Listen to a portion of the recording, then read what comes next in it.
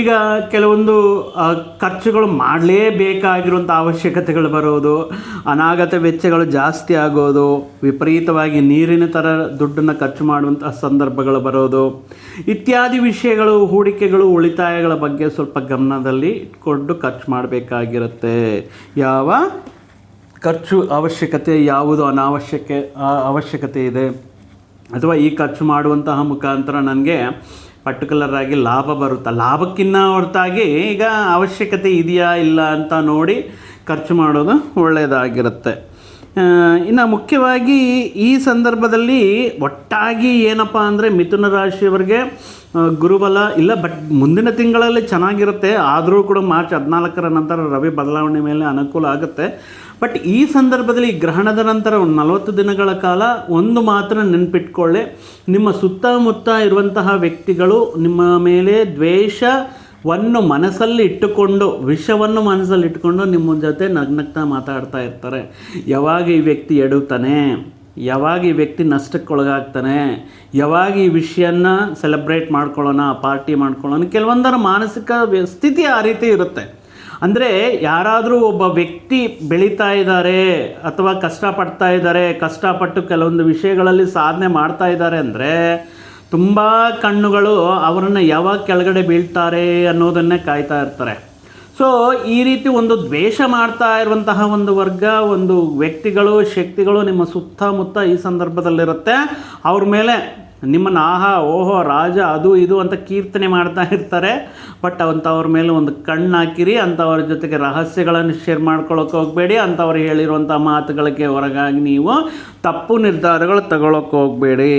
ಯಾಕಂದರೆ ಈ ಸಂದರ್ಭದಲ್ಲಿ ಭಾಗ್ಯದಲ್ಲಿ ರವಿ ಬಂದಾಗ, ಅದು ರಾಹುವಿನ ಜೊತೆ ಇದ್ದಾಗ ನೀವು ತಪ್ಪು ಮಾಡದಿದ್ರೂ ಕೂಡ ನಿಮ್ಮ ಮೇಲೆ ಕೆಲವೊಂದು ಸುಳ್ಳು ಆರೋಪಗಳು, ನಿಂದಾರೋಪಗಳು ಬರೋದಕ್ಕೆ, ನಿಂದೆ ಬರೋದಕ್ಕೆ, ಕೆಲವೊಂದು ವಿಷಯಗಳು ನೀನು ತಪ್ಪಿಲ್ದಿದ್ರೂ ಯುವರ್ ದ ರೀಸನ್, ನೀವೇ ಕಲ್ಪ್ರೇಟ್ ಅನ್ನುವಂತಹ ರೀತಿಯಲ್ಲಿ ಕೆಲವೊಂದು ಜನ ಮಾತಾಡ್ಕೊಳ್ಳೋದಕ್ಕೆ, ಕೆಟ್ಟ ಪ್ರಚಾರ ಮಾಡುವುದಕ್ಕೆ, ಸುಳ್ಳು ಪ್ರಚಾರ ಹಬ್ಬಿಸುವುದಕ್ಕೆ ಕಾರಣವಾಗ್ತಾ ಇರೋದರಿಂದ ದಯವಿಟ್ಟು ನಿಮ್ಮ ವ್ಯವಹಾರಗಳನ್ನು, ನಿಮ್ಮ ಕೆಲಸದಲ್ಲಿ ಕೆಲವೊಂದು ಆಂತರಂಗಿಕ ವಿಷಯಗಳನ್ನು, ವೈಯಕ್ತಿಕ ವಿಷಯಗಳನ್ನು ಯಾರ ಹತ್ರನೂ ಹಂಚ್ಕೊಳ್ಳೋಕೆ ಹೋಗಬೇಡಿ. ನೀವು ಒಂದು ರೀತಿ ಏನೋ ನಿಮ್ಮ ಮನಸ್ಸಿನಲ್ಲಿರುವಂತಹ ಬಾಧೆ, ಕಷ್ಟ, ನೋವುಗಳನ್ನು ಹಂಚ್ಕೋಬೇಕು, ಸ್ವಲ್ಪ ಭಾರ ಇಳಿಸ್ಕೋಬೇಕು ಅಂದ್ಕೊಂಡಿರ್ತೀರಾ. ಆದರೆ ಅಂತಹ ವ್ಯಕ್ತಿಗಳು ಅದ್ಯಾವುದೇ ರೀಸನ್ ಇರ್ಬೋದು, ಮತ್ತೊಂದು ರೀತಿಯಲ್ಲಿ ಅದರ ಬಗ್ಗೆ ಸುಳ್ಳು ಪ್ರಚಾರ ಉಂಟು ಮಾಡಿ ಕೆಲವೊಂದು ವಿಷಯಗಳಲ್ಲಿ ನಿಮ್ಮ ಮೇಲೆ ಮಾಡುವಂತಹ ಸಾಧ್ಯತೆ ಇರೋದರಿಂದ ಈ ರೀತಿ ಒಂದು ಗ್ರೂಪ್ ಏನಾದರೂ ನಿಮ್ಮ ಸುತ್ತಮುತ್ತ ಇದ್ದು ನಿಮಗೆ ಆತಂಕಗಳು ಸೃಷ್ಟಿ ಮಾಡಬೇಕು, ಮನಸ್ತಾಪಗಳು ಸೃಷ್ಟಿ ಮಾಡಬೇಕು ಅನ್ನುವಂತಹ ವ್ಯಕ್ತಿಗಳ ಬಗ್ಗೆ ಆದಷ್ಟು ದೂರ ಇರೋದು ಈ ಸಂದರ್ಭದಲ್ಲಿ ಉತ್ತಮ. ಅಂದರೆ ಈ ಸಂದರ್ಭದಲ್ಲಿ ಬೇಕಂತ ಕಾಲು ಕೆರ್ಕೊಂಡು ಜಗಳಕ್ಕೆ ಬರ್ತಾ ಇರ್ತಾರೆ, ಯಾವುದೋ ಒಂದು ರೀತಿಯಲ್ಲಿ ಪ್ರವೋಕ್ ಮಾಡಿ ಮಾತಿನ ಮಧ್ಯದಲ್ಲಿ ವಾದೋಪವಾದಗಳಿಗೆ ಇಳಿಸಿ, ಸೊ ಯಾವುದೇ ವಿಷಯದಲ್ಲೇ ಆದರೂ ಈ ವ್ಯಕ್ತಿಯನ್ನು ನಾವು ಟಾರ್ಗೆಟ್ ಮಾಡಬೇಕು, ಈ ವ್ಯಕ್ತಿಯನ್ನು ಸಮಸ್ಯೆಯಲ್ಲಿ ಸಿಗಾಕ್ಸೋಬೇಕು, ಈ ವ್ಯಕ್ತಿಯನ್ನು ಪ್ರವೋಕ್ ಮಾಡಿ ಕೆಲವೊಂದು ಲಾಭಗಳನ್ನು, ಅವ್ರಿಗೆ ಲಾಭ ಸಿಗುತ್ತೋ ಇಲ್ವೋ ಸೆಕೆಂಡ್ರಿ, ಬಟ್ ನಿಮ್ಮ ಮೇಲೆ ಈ ರೀತಿ ಸುಳ್ಳಾರೋಪಗಳು ಅಥವಾ ನಿಮ್ಮ ಮೇಲೆ ಕೆಲವೊಂದು ದ್ವೇಷ ಸಾಧಿಸುತ್ತಾ ನಿಮ್ಮ ಅಭಿವೃದ್ಧಿಗೆ ಆತಂಕಗಳು ಸೃಷ್ಟಿ ಮಾಡುವಂತಹ ಕೆಲವೊಂದು ದುಷ್ಟ ಶಕ್ತಿಗಳು, ವ್ಯಕ್ತಿಗಳು ನಿಮ್ಮಿಂದ ದೂರ ಇರೋ ಥರ ನೋಡ್ಕೊಳ್ಳುವಂತಹ ಸಂದರ್ಭ ಈ 40 ದಿನಗಳ ಕಾಲ ನಿಮ್ಮನ್ನು ನೀವೇ ರಕ್ಷಣೆ ಮಾಡ್ಕೋಬೇಕಾಗಿರುತ್ತೆ ಅಂತ ಹೇಳ್ತಾ ಇದ್ದೇನೆ.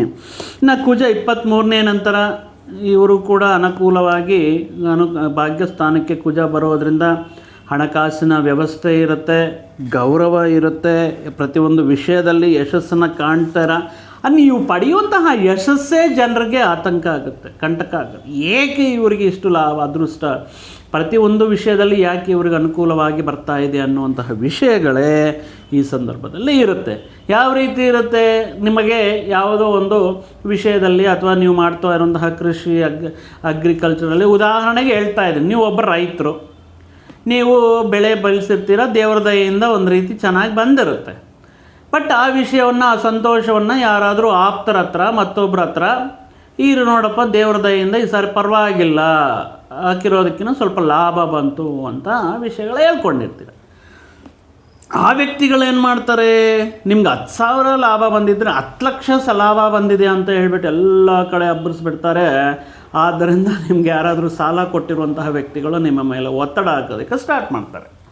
ಸೊ ಈ ರೀತಿ ನಿಮ್ಮ ಮೇಲೆ ಇಲ್ಲ ಸಲ್ಲದ ಕೆಲವೊಂದು ವಿಷಯಗಳು, ರೂಮರ್ಸು, ಗಾಸಿಪ್ಸು ಅಳೆದಾಡೋದಕ್ಕೆ ಚಾನ್ಸಸ್ ಇರೋದರಿಂದ ಆದಷ್ಟು ಒಳ್ಳೆಯ ವಿಷಯಗಳನ್ನು ಹಂಚ್ಕೊಳ್ಳಿ. ಬಟ್ ಎಂತಹವ್ರ ಹತ್ರ ಹಂಚ್ಕೋಬೇಕು, ಎಂಥವ್ರ ಹತ್ರ ಶೇರ್ ಮಾಡಿಕೊಂಡ್ರೆ ಪ್ರಾಬ್ಲಮ್ ಆಗುತ್ತೆ ಅನ್ನೋದು ಮಾತ್ರ ನಿಮಗೆ ಗೊತ್ತಿರಬೇಕು ಈ ಸಂದರ್ಭದಲ್ಲಿ. ಇನ್ನು ಶುಕ್ರ ಮಾತ್ರ ಅನುಕೂಲವಾಗಿದ್ದಾರೆ. ಶುಕ್ರದಿಂದ ಒಂದು ರೀತಿ ಗುಡ್ ನ್ಯೂಸ್ ಅಂತ ಹೇಳ್ಬೋದು ಮಿಥುನ ರಾಶಿಯವರಿಗೆ. ಯಾಕಂದರೆ ಇಷ್ಟೂ ಗ್ರಹಗಳಲ್ಲಿ ಸ್ವಲ್ಪ ಅನುಕೂಲತೆ ಈ ಗ್ರಹಣದ ನಂತರ ನೀಡ್ತಾ ಇದ್ದಾರೆ ಅಂದರೆ ಅದು ಲಕ್ಷ್ಮೀ ಲಕ್ಷ್ಮಿಗೆ ಈಕ್ವಲ್ ಆಗಿರುವಂತಹ ಸಾರೂಪ್ಯವಾಗಿರುವಂತಹ ಶುಕ್ರ ಗ್ರಹ ಅನುಕೂಲ ಆಗಿರೋದ್ರಿಂದ ನೂತನ ವಸ್ತ್ರ ಲಾಭ ಅಂದರೆ ಪರ್ಟಿಕ್ಯುಲರ್ ವಸ್ತ್ರ ಲಾಭ ಅಂದರೆ ಒಳ್ಳೆ ನಿಮ್ಗೆ ಇಷ್ಟ ಆಗಿರುವಂತಹ ಬಟ್ಟೆಗಳನ್ನು ಅಥವಾ ಮನೆಗೆ ಬೇಕಾಗಿರುವಂತಹ ಮಕ್ಕಳಿಗೆ ಸಂಗಾತಿಗೆ ಬೇಕಾಗಿರುವಂತಹ ವಸ್ತ್ರಗಳನ್ನು ಪಡೆಯುವಂಥದ್ದು, ಕೊಳ್ಳುವಂತಹ ಭಾಗ್ಯ ಆಗಿರಬಹುದು. ಗುರುದರ್ಶನ, ರಾಜದರ್ಶನ ಅಂದರೆ ಕೆಲವೊಂದು ವಿಷಯಗಳಲ್ಲಿ ನಿಮಗೆ ಸಾನುಕೂಲತೆ, ಏನಾದರೂ ಲೋನ್, ಬ್ಯಾಂಕ್ ಲೋನ್ ಮಾಡಿಸ್ಕೊಡ್ಬೇಕು ಅಥವಾ ಕೆಲವೊಂದು ಸರ್ಕಾರಿ ರಿಯಾಯಿತಿಗಳಿಂದ ನಿಮಗೆ ಕೆಲವೊಂದು ವಿಷಯಗಳ ಅನುಕೂಲವಾಗಬೇಕು, ಅಂತಹ ವ್ಯಕ್ತಿಗಳು ಸಹಕಾರ ಮಾಡಿ ನಿಮಗೆ ಕೆಲವೊಂದು ವಿಷಯಗಳೆಲ್ಲ ಅನುಕೂಲ ಮಾಡೋದಾಗಿರ್ಬೋದು. ಸದಾರೋಗ್ಯ ಅಂತ ಹೇಳಿದೆ, ಆರೋಗ್ಯ ಸಮಸ್ಯೆಗಳಿಂದ ಹೊರಗಡೆ ಬರೋದು, ಆರೋಗ್ಯ ತುಂಬ ಚೆನ್ನಾಗಿರೋದಾಗಿರ್ಬೋದು.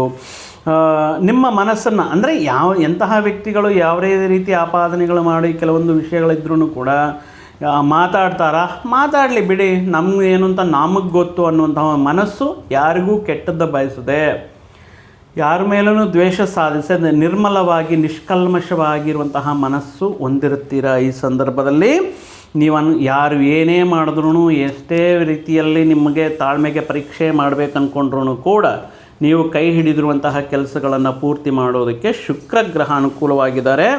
ಇನ್ನು ಪ್ರೀತಿ ಪ್ರೇಮ ವ್ಯವಹಾರಗಳಾಗಿರ್ಬೋದು, ಮನೆಯಲ್ಲಿ ಕುಟುಂಬದಲ್ಲಿ ಸಂಬಂಧ ಬಾಂಧವ್ಯಗಳಾಗಿರ್ಬೋದು, ಸಂಗಾತಿಯ ಜೊತೆ ಅನ್ಯೋನ್ಯತೆ ಆಗಿರ್ಬೋದು, ಈ ರೀತಿ ರಿಲೇಷನ್ಶಿಪ್ಸ್ ಅನ್ನೋದು ಎಕ್ಸಲೆಂಟ್ ಆಗಿರುತ್ತೆ.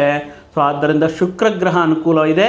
ಬಟ್ ರವಿ ಆಗಿರ್ಬೋದು, ರಾಹು ಆಗಿರ್ಬೋದು, ಈ ಬುಧ ಆಗಿರ್ಬೋದು ಇತ್ಯಾದಿ ಗ್ರಹಗಳು, ಚಂದ್ರ ಆಗಿರ್ಬೋದು, ಕೆಲವೊಂದು ವಿಷಯಗಳಲ್ಲಿ ಆತಂಕಗಳು ಸೃಷ್ಟಿ ಮಾಡುವಂತಹ ಸಾಧ್ಯತೆ ಇರುವುದರಿಂದ ಮಿಥುನ ರಾಶಿಯವರು ಮುಖ್ಯವಾಗಿ ಈ ಸಂದರ್ಭದಲ್ಲಿ ರವಿಗೆ ಸಂಬಂಧಪಟ್ಟಿರುವಂತಹ ಗೋಧಿಯನ್ನು ನೆನೆಸಿಬಿಟ್ಟು ಹಸುವಿಗೆ ಆಹಾರವಾಗಿ ತಿನ್ನಿಸೋದಾಗಿರಬಹುದು.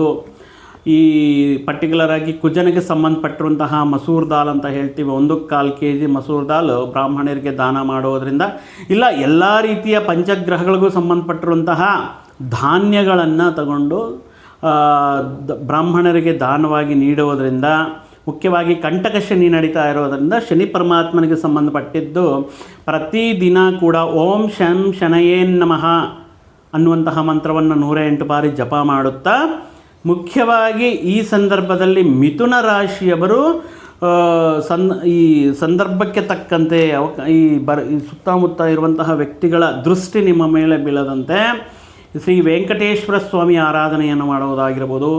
ಪರಮೇಶ್ವರ ಆರಾಧನೆ, ಈಶ್ವರನಿಗೆ ಅಭಿಷೇಕ ಮಾಡಿಸೋದ್ರಿಂದ, ಈಶ್ವರನಿಗೆ ಒಂದು ಬಿಲ್ವ ಪತ್ರೆಯನ್ನು ತಗೊಂಡು ಸ್ವಲ್ಪ ಅವರಿಗೆ ಅರ್ಚನೆ ಮಾಡಿದ್ರೂ, ಅವರಿಗೆ ನೀಡಿದ್ರೂ ಕೂಡ ಈ ಗ್ರಹ ದೋಷಗಳಿಂದ, ದೋಷಗಳಿಂದ ಆಗಿರಬಹುದು, ಕೆಲವೊಂದು ಗ್ರಹಣ ದೋಷಗಳಿಂದ ಸದಾ ಕಾಪಾಡಿ ನಿಮ್ಮನ್ನು ಸದಾ ಯಶಸ್ಸಿನ ಕಡೆಗೆ, ಆನಂದದ ಕಡೆಗೆ ಸಪರಿವಾರವನ್ನು ಕೂಡ ಅದ್ಭುತ ರೀತಿಯಲ್ಲಿ ಕಾಯುವಂತಹ ಈಶ್ವರ ಶಿವನ ಅನುಗ್ರಹಕ್ಕೋಸ್ಕರ ನೀವು ಪ್ರತಿ ಸೋಮವಾರ ಈಶ್ವರನ ದರ್ಶನ ಮಾಡುವುದು, ಈಶ್ವರನಿಗೆ ಅಭಿಷೇಕ ಮಾಡಿಸುವುದು ಇತ್ಯಾದಿ ವಿಷಯಗಳಿಂದ ಮತ್ತಷ್ಟು ಅನುಕೂಲತೆ ಇರುತ್ತೆ ಅಂತ ಹೇಳ್ತಾ, ಮತ್ತೊಂದು ವಿಡಿಯೋ ಜೊತೆಗೆ ಮತ್ತೊಂದು ಆಸಕ್ತಿಕರ ವಿಷಯದ ಜೊತೆಗೆ ನಿಮ್ಮ ಮುಂದೆ ಮತ್ತೆ ಬರ್ತೀನಿ. ಅಲ್ಲಿಯವರೆಗೂ ಸರ್ವೇ ಜನಾಃ ಸುಖಿನೋ ಭವಂತು, ಸಮಸ್ತ ಸನ್ಮಂಗಳಾನಿ ಭವಂತು. ಜೈ ಶ್ರೀ